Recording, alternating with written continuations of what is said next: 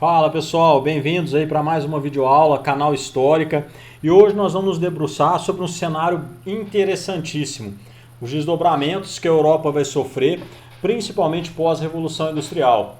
Pessoal, a Revolução Industrial que havia mudado tanto a vida das pessoas do ponto de vista social, do ponto de vista econômico, do ponto de vista de relações entre as grandes potências, entre os países que vão vivenciar esse processo como pioneiros, ocasionando inclusive o neocolonialismo no século XIX, onde essas potências europeias vão buscar matéria-prima, buscar mercado consumidor, buscar áreas de influência fora dos seus territórios, né, invadindo ali o território africano, territórios asiáticos, né, principalmente em busca, né, de complementar as suas economias.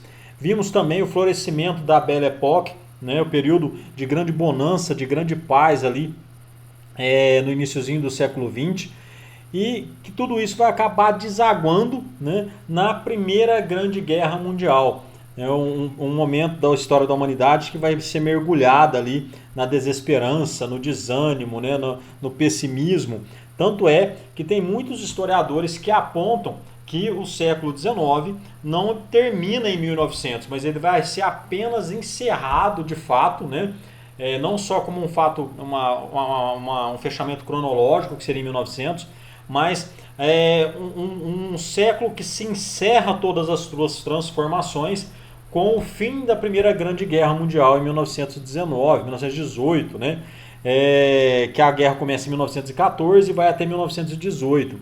Então, pessoal, a gente percebe o seguinte, que a Primeira Grande Guerra vai ser um grande divisor de águas. E é isso que a gente vai entender. O que ocasionou os fatores dessa guerra, quais os países e blocos e principalmente impérios envolvidos, quais os desdobramentos desse conflito, né? E como vai ficar o mundo pós Primeira Guerra Mundial, né? Então os números que são apresentados na tela para vocês, esses números podem variar de historiador para historiador, de fonte para fonte, dependendo aí do historiador mais sangrento ou menos sangrento, né?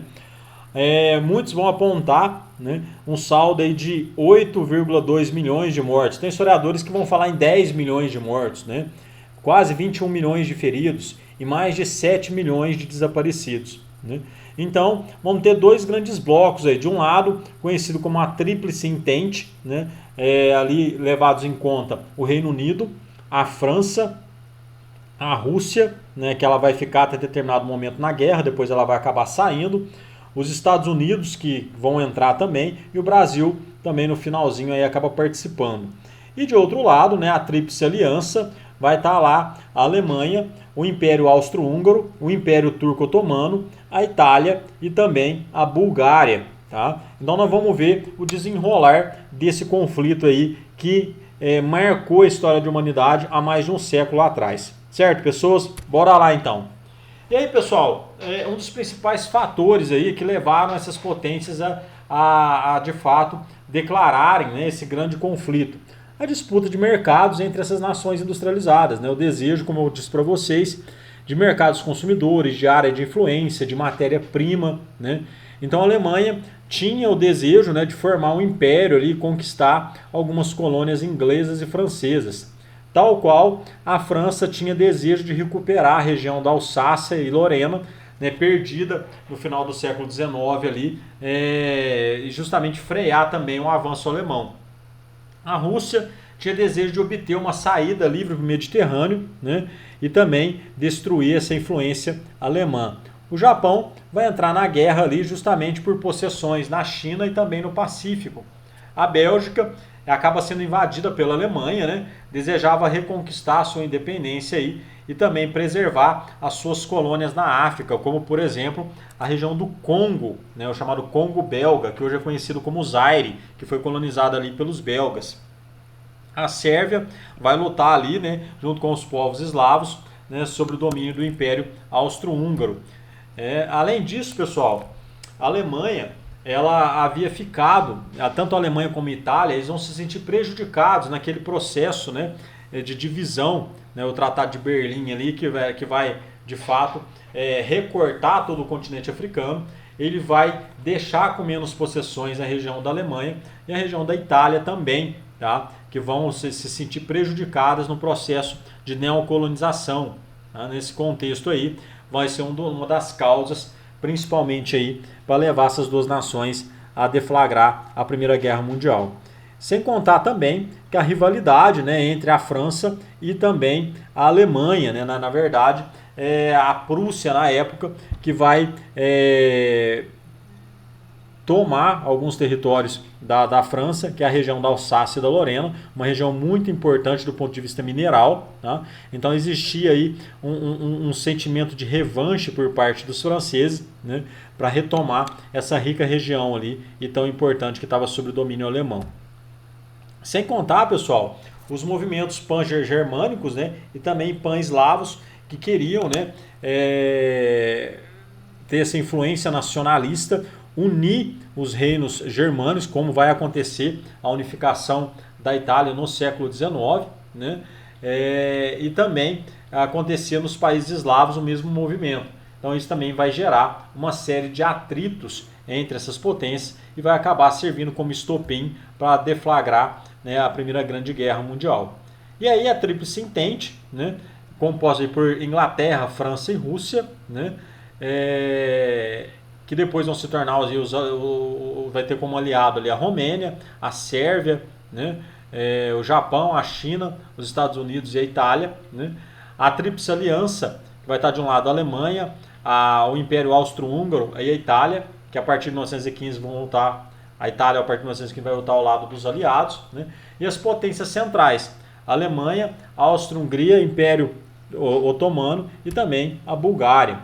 E aí, pessoal, a chamada paz armada é o período que a gente viu nas aulas anteriores, conhecido como Belle Époque, um período em que vai haver um grande florescimento econômico na Europa, mas ao mesmo tempo as nações já vão começar a se armar, vão começar a ter uma tensão, tanto é que esse período é conhecido como paz armada, tá? Justamente porque não vai ter nenhum conflito, mas ele vai estar às vésperas do conflito, que é justamente a Primeira Grande Guerra. Tá? E qual vai ser o estopim da guerra? Um atentado que vai acontecer em Sarajevo. Tá? O nacionalismo sérvio lutava ali contra a intervenção do Império Austro-Húngaro na Bósnia, né? A formação de vários grupos radicais, como Mão Negra e a Jovem Bósnia, né? Tanto é que vai ocasionar, em 1914, o atentado e a morte, né, do herdeiro do Império Austro-Húngaro, o arquiduque Francisco Ferdinando. E aí, nesse contexto, a Áustria vai declarar guerra à Sérvia. Tá? Então, a Tríplice Entente versus a Tríplice Aliança, né, com exceção da Itália, que vai se manter neutra até 1915. E aí os alemães vão se unir à Áustria, a Rússia vai apoiar a Sérvia, né, a Alemanha também vai declarar guerra à França, né, e vai desejar ali lutar em duas frentes, tanto contra os russos como os franceses, e os alemães tinham convicção de que seria uma guerra rápida, né, que ela duraria aí pouco mais de 3 meses, que seria uma guerra bem dinâmica e bem a favor dos alemães. Né? Então, o conflito em si, pessoal, os alemães vão invadir a Bélgica, né, vencendo ali as tropas francesas e marchando ali, né, em relação a Paris, em direção a Paris.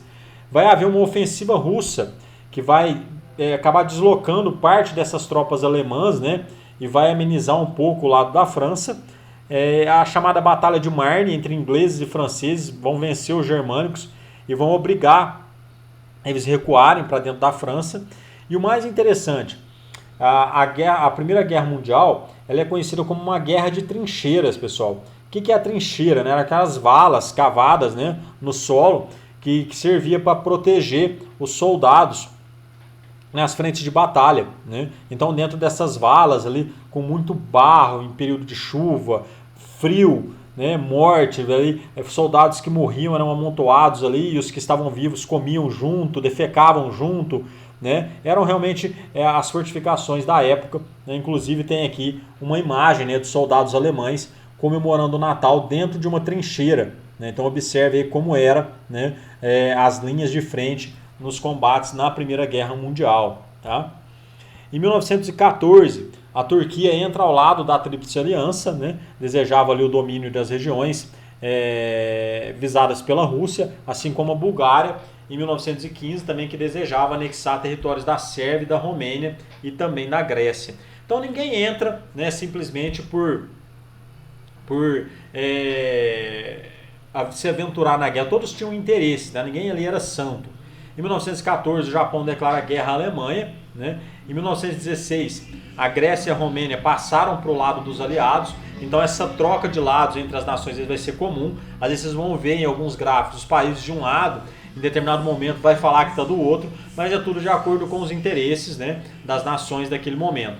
Em 1915, há uma contraofensiva alemã diante dos russos, né, e os russos acabam abandonando a guerra aí, depois que eles assinam o Tratado de Brest-Litovsk, né, que nós vamos ver também, principalmente na hora que a gente estiver falando sobre a Revolução Russa, que vai desencadear os russos a abandonarem a Primeira Guerra Mundial, também aspectos políticos internos do país. Tá?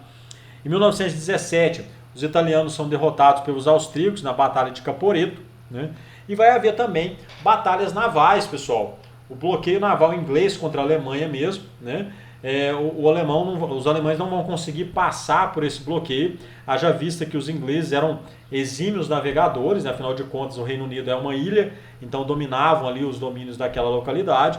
Então os alemães, né, afundam alguns navios ingleses com submarinos e tudo, e nesse período inclusive afundam navios norte-americanos, né, que vão fazer com que os Estados Unidos tivessem entrada na guerra ainda mais acelerada. Tá? Os Estados Unidos, que se mantiveram neutros até 1917, né, acabam entrando, no ponto de vista econômico, no mercado latino-americano, substituindo principalmente a Inglaterra, que está voltada para a guerra.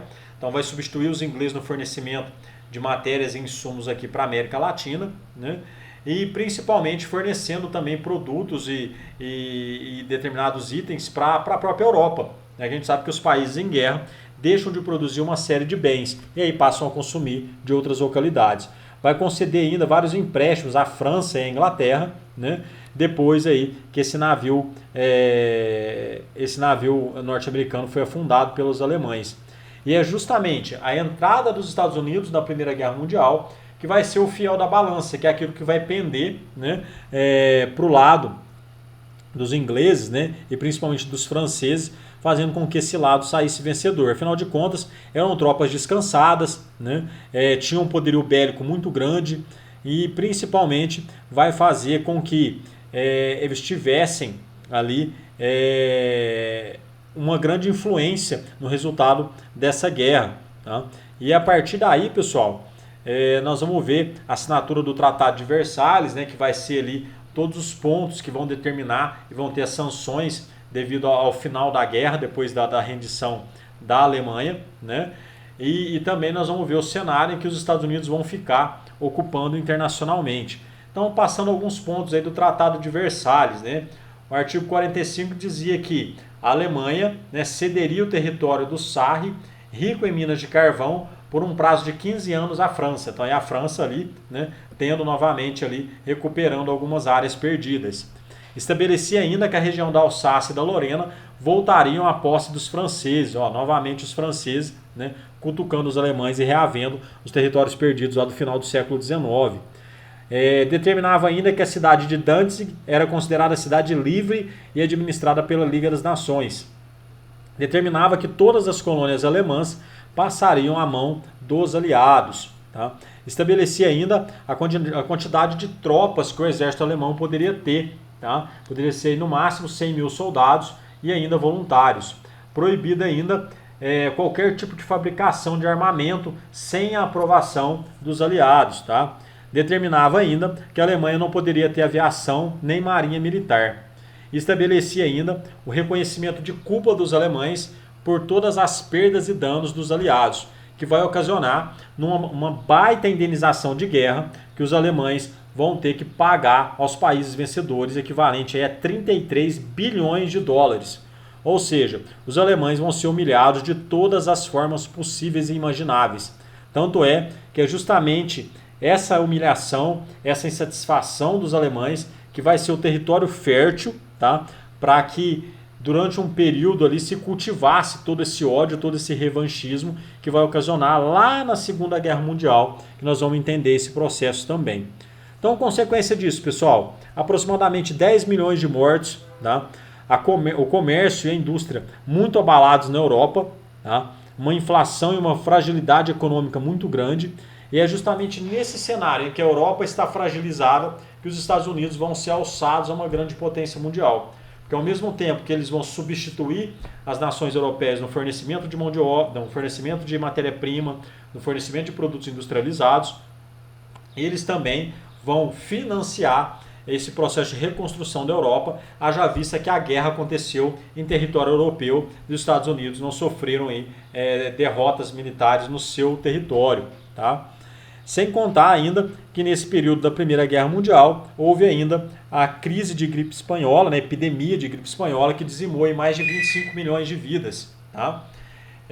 Mais de 1 milhão de armênios foram massacrados pelos turcos. Né? No Brasil, de 1914 a 1918, também vai ser o período de surto industrial no Brasil. Isso a gente vai ver nas aulas voltadas para a questão, nós já vimos, né, nas aulas voltadas para a história do Brasil, né, principalmente ali no governo do Venceslau Braz. Né? E aí é justamente esse revanchismo e essas humilhações que vai ser terreno fértil para que os alemães deflagrassem anos depois também a Segunda Guerra Mundial. Certo, pessoas? Dúvidas, sugestões, né, qualquer questionamento, estou à disposição de vocês. Podem deixar nos comentários do vídeo e podem deixar também lá no fórum. Tá certo? Espero vocês, pessoal. Um abraço.